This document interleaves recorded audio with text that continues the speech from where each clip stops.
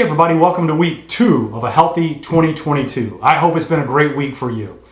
Last week we had a video for week 1 that was a little bit lengthy, I know, and I'm sorry about that, but it was important. It's 15 minutes for your health, come on.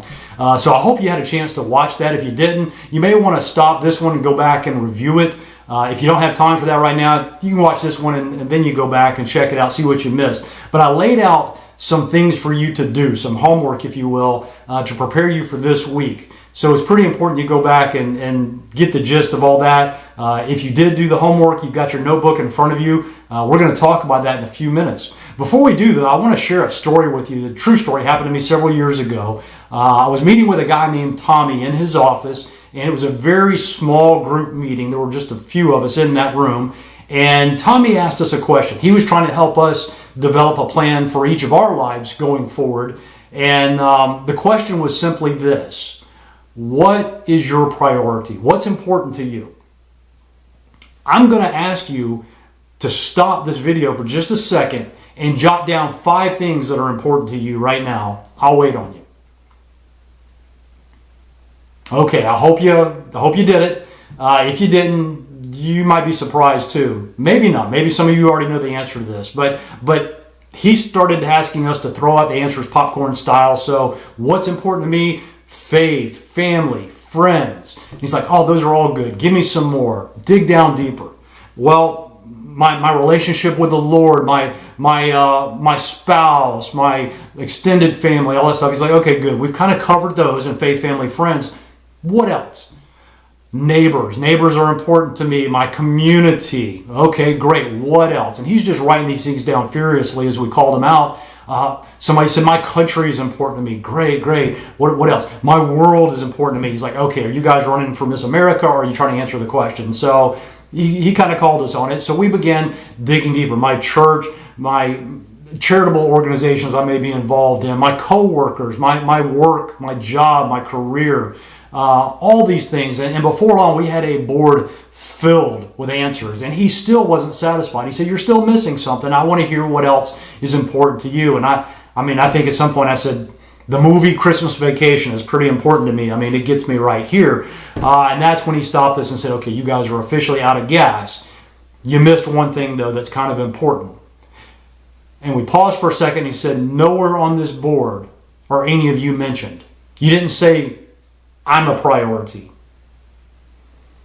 And thought about it for a minute. It's like, wow, that really hit each of us. Because you recognize that in the desire to be selfless and to be caring about others more than ourselves, which is important, that's a great attribute, there's nowhere where it's going to be healthy for you to ignore yourself as a priority. If you try and go through 2022 ignoring yourself as a priority, you will fail in this health challenge. You will not succeed, because you have to make sure that you are also a priority.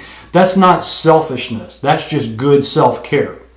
With that in mind, let's talk about today and my challenge for you for the coming week. I'm actually sitting at the dining room table in our house. This is the formal dining room where you're not allowed to walk in there. There's velvet rope. No, there's no velvet ropes. But this is a place we typically don't eat unless we have guests or it's a special occasion. Well, around this table, we've had Thanksgiving. This past year, I couldn't really travel too much, so we had Christmas breakfast here. And I think back on those times, and they were so filled with joy. The joy wasn't because of the food that was served, even though it was pretty joyful food. I'm going to tell you, I could eat that food any day of the week if I wanted to invest the extra time in cooking it, and it wouldn't quite bring me the joy of sitting around the table with the people that I had been with. It was the people, it was the conversation, it was the laughter, it was the memories that are shared around this table that make it so joyful. And you always leave this table and think, what a great time that was. And it's not just this table. I've been around other tables that the same joy could happen. It could be a folded up card table sitting outside, at somebody's house at Thanksgiving, and it still was joyful to be around that because of the people and because of the experience. In fact, back when I was much younger and had a little bit more freedom, my late teens, early 20s, I could wake up one morning and jump in the car if I decided I wanted to drive 500 miles round trip and run up into the woods of Georgia and go visit with some relatives up there who I just loved dearly. They weren't just relatives, they were kin. Okay, you know what I'm saying, you're from the South. And I could get around them, and they knew I was coming, and they wanted me there because they didn't lock the doors. They would serve a great bit of food. It could just be a Tuesday. It didn't have to be a special day, but we'd have all this country cooking and sweet tea, and my goodness, there always seemed to be some kind of dessert around there. And sometime in the course of that day, I might slip out and grab an old fishing rod and go down and fish for a few minutes. Didn't matter if I caught anything or not, but I would leave there usually after dinner that night, drive home, get to bed just in time to get a good night's sleep before going to work the next day, and I would feel so relaxed and so energized and so focused. And I tried to recapture that moment. And was it the sweet tea? Was it the great country food? What was it that made that so special, that gave me so much energy for the week? It was the experience, the all-encompassing experience. So I want you to think about things from your list that hopefully you've already put in place. Bad habits and good habits. And I want you to focus on those good habits for a minute. That was a good habit. I couldn't do it often, but I could do it from time to time. That pushing the reset button, if you will, in my life, just for a brief time to disconnect from the world and to refocus, to center on things that matter, to find that balance. If you can do that, if that's one of those things that's on your healthy list, then I want you to try and find a way to do one more of those type things. And on the unhealthy list, I want you to think about things, a way to make one less on that list. Let me give you a good example. Several years ago, I was meeting with a private family physician, and we were chatting about eating habits and things like that. And he said, listen, I want you to pay attention to what you're eating throughout the course of the week. That was actually one of your assignments last week. And one thing I noticed is that about once a week, I would go and get a barbecue chicken finger sandwich, which was so incredibly good. And he said, I want you to look that thing up for nutritional facts. And I found out that the sodium content of just the sandwich was about 400 milligrams more than the recommended daily allowance for my entire day. So that one sandwich was putting me way over the mark on what I should be eating sodium-wise for the day. And that didn't count the fries. That didn't count any other meal I had that day. That one sandwich was going to kill me if I made that a regular habit. And he said, Art, I want you to know I recently dropped 50 pounds. And I could tell he looked, different, he looked good. He said, I did so by cutting out sugars, by reducing my carbs, and minimizing my salt intake. And in the course of doing that, I lost 50 pounds, and I didn't do one single push-up or sit-up or jumping jack. I didn't walk anymore. I did zero extra exercise, and I dropped 50 pounds just by controlling what went in my body. I did one less thing that was a bad habit, and it catapulted me into a healthier lifestyle. He said, now I have energy. Now I do exercise because I feel better. I feel like exercising.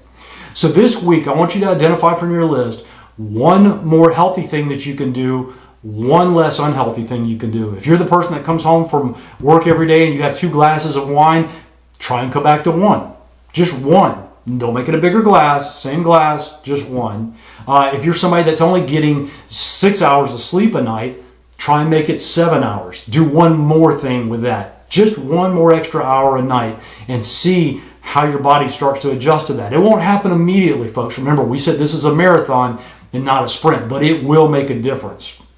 From there, just continue to look at your habits. If all you can manage right now is to focus on one unhealthy habit and one healthy habit and do one less and one more, that's okay. But if now you're saying, hey, listen, I'm ready to get into this thing, I want to do more, look at all your unhealthy habits and see what you can adjust. Look at all your healthy habits and see what you can increase. If you're coming home from work every day and you're throwing up twice from the stress of work, try and throw up one less time. No, seriously, get on Indeed, find yourself another job because everybody's hiring right now. That might be a lifestyle change you have to make this year. Whatever you end up identifying as things that are affecting you, either positively or negatively, I want you to invest some time on that this week. That's your assignment. That can include taking some extra walks. If you used a pedometer last week and you managed to get in 2,000 or 3,000 steps a day, add 1,000 more steps. slowly but surely, we're going to ramp this thing up. And before you know it, all of a sudden, you're going to actually be exercising. Again, make sure that everything's good with your physician before you do anything. But these habits of eating healthier, things of that nature, that stuff is just good common sense. And you might need help of a nutritionist to find out and identify the things that are not healthy, but it's out there. So I hope that you enjoy this video. I hope it continues to encourage you. Looking forward to an exciting year ahead of us. We've got 2 weeks down and 50 more to go before we see how you're doing on December 31st. In the meantime, if this video is useful to you, maybe it'll be useful to one of your friends. I hope you'll share. And also, if you would subscribe, if you haven't already, feel free to leave a comment. I love interacting with you. Somebody suggested last week that I wear an outfit like Richard Simmons. Yeah, you never know. It could happen, but we're going to have to get a few more subscribers before I'll do something that crazy. Take care. Have a great week. We'll see you next week.